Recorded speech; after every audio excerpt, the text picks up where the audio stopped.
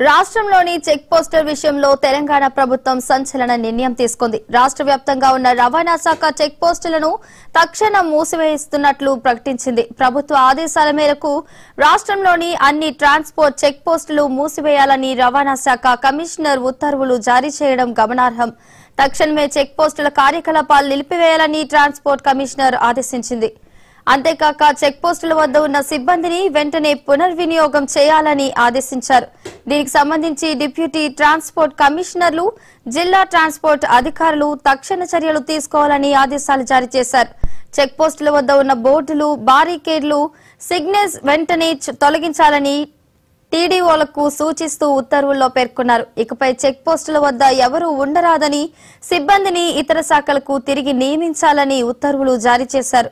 Check పోస్టుల వద్ద వాహనాల రాకపోకలకు ఎలాంటి అడ్డంకులు లేకుండా చూడాలని సూచించారు. చెక్ పోస్టుల వద్ద ఉన్న రికార్డులు, పరికరాలు, ఫర్నిచర్ను డీటీఓ కార్యాలయాలకు తరలించాలని ఆదేశించారు.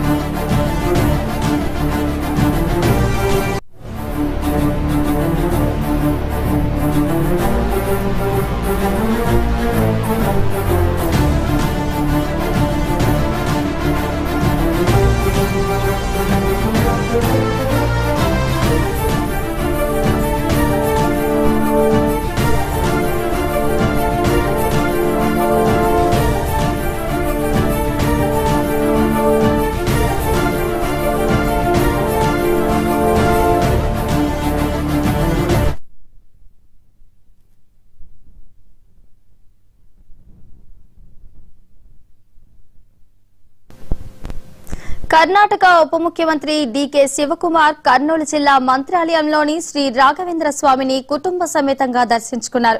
శ్రీ మఠం అధికారులు